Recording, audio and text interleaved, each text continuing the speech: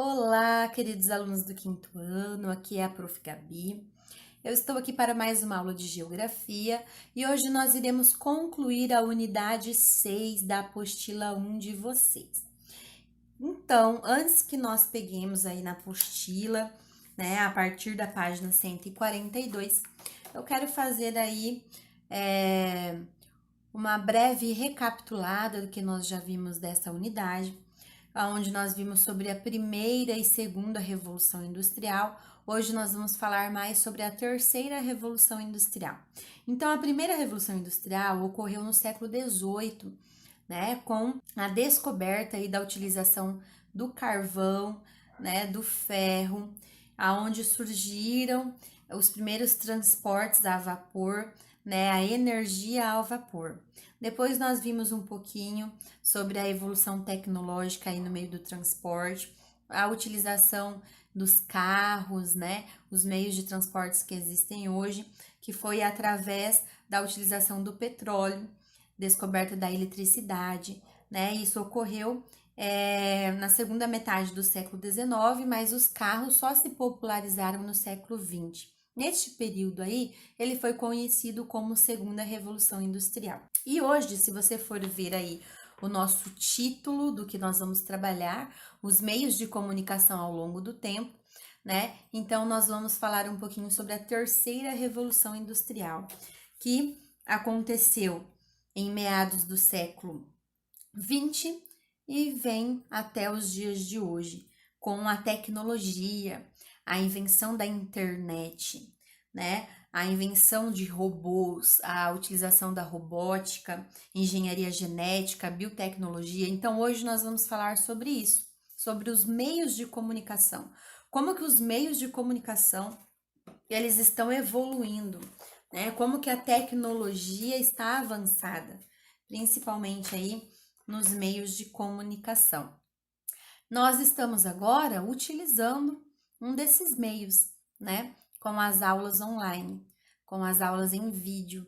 Não estamos podendo estarmos juntos ali na sala de aula, mas não deixamos de aprender, não deixamos de ter aula, porque hoje nós temos aí esse avanço tecnológico que possibilita, através de imagens, através de filmagens, a prof explicar o conteúdo para vocês, não é verdade? E também tirar dúvidas através do aplicativo do WhatsApp. Então, olha só como que os meios de comunicação, eles estão mais evoluídos. Então, peguem aí na página 142 para começarmos então a nossa leitura. Tem como título Os meios de comunicação ao longo do tempo. Assim como os transportes, os meios de comunicação também evoluíram ao longo do tempo e contribuíram para transformar o espaço geográfico, tornando o mundo mais conectado. Os meios de comunicação servem para transmitir informações, mensagens e ideias para as pessoas. Por isso, eles podem utilizar diversos tipos de linguagem, como escrita, sonora, visual ou digital. Eles também podem ter diferentes finalidades. Uns servem para possibilitar a comunicação individual, isto é, entre duas pessoas ou entre grupo de pessoas, porém, existem outros cujo objetivo é transmitir informações para uma grande quantidade de pessoas ao mesmo tempo. Eles são denominados meios de comunicação em massa. Bom, então como nós vimos, né, a comunicação individual, ela é a comunicação que ocorre entre duas pessoas ou um grupo de pessoas, né? Por exemplo, você tem aí o seu WhatsApp, você consegue se comunicar com uma pessoa, ou no WhatsApp nós fazemos parte de grupos, então nós comunicamos com grupos de pessoas. O meio de comunicação de massa é quando precisa passar uma informação para uma grande quantidade de pessoas ao mesmo tempo. Então, como meio de comunicação em massa, nós utilizamos o quê? A televisão, né? Televisão, o rádio, é uma forma de comunicar uma grande quantidade de pessoas ao mesmo tempo. No outro parágrafo diz assim: os primeiros grupos humanos estabeleceram formas de linguagem para se comunicar e deixar mensagens para os demais. A pintura rupestre, por exemplo, é considerada um dos primeiros meios de comunicação. Elas eram feitas nas superfícies das rochas e paredes de cavernas e geralmente retratavam animais, plantas, pessoas e símbolos abstratos que representavam o cotidiano daquela época. Então, nós conseguimos ver aí a pintura rupestre, né? É um exemplo de linguagem visual e é um exemplo antigo, né? Como que as pessoas de antigamente se comunicavam. Era através desses desenhos nas paredes das cavernas.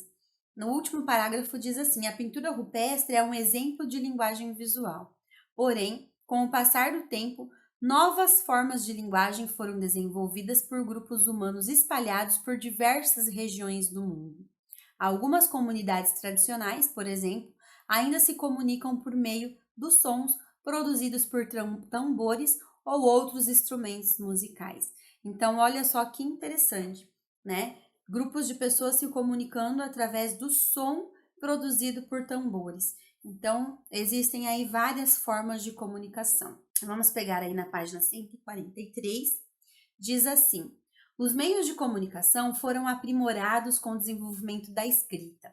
O surgimento do correio surgiu ideias e as informações pudessem atingir grandes distâncias, e as cartas escritas à mão se tornaram a principal forma de comunicação entre pessoas que estavam em lugares diferentes. Então, falando aí um pouquinho sobre a importância das cartas, né?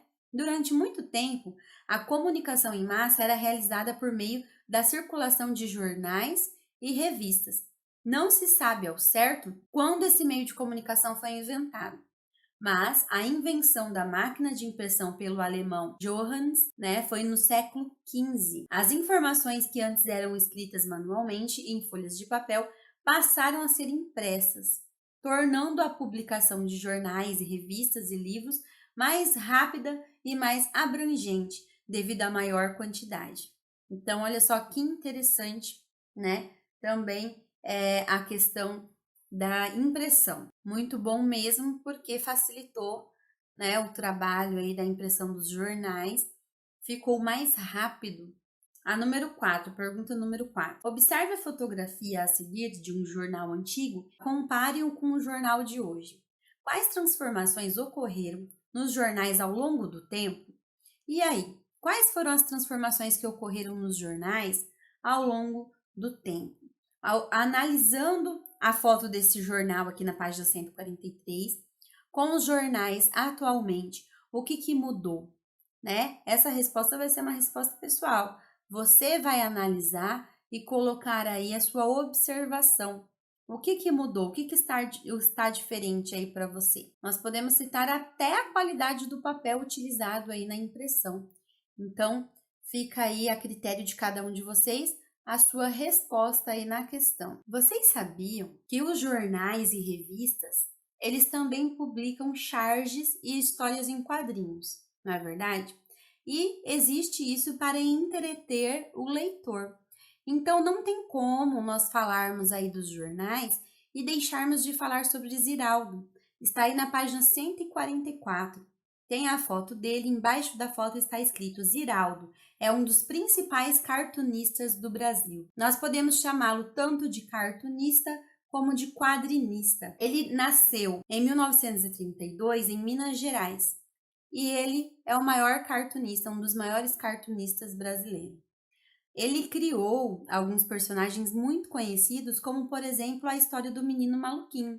O Menino Maluquinho virou até filme, né? Eu já assisti várias vezes o filme. Ele criou a Turma do Pererê também, né? Nas suas histórias mostram o universo folclórico do nosso país a partir das aventuras de uma turma chefiada pelo Saci Pererê. Então aí mais um complemento aí para o nosso conhecimento, né? Falar um pouquinho sobre Ziraldo. Muito interessante. Vamos então para a página 145, dar continuidade aí ao nosso assunto. Na página 145 diz assim: mais tarde, no século XIX, foi criado um aparelho capaz de realizar a comunicação a longa distância e de forma mais rápida, por meio de códigos, o telégrafo. Ele se tornou uma das maiores invenções da época e as informações passaram a ser transmitidas de forma mais confiável. Por isso, os telégrafos eram muito utilizados pelos órgãos militares de países que estavam em guerra. Então, olha aí a foto de um telégrafo. Foi inventado por Samuel Morse com o objetivo de transmitir informações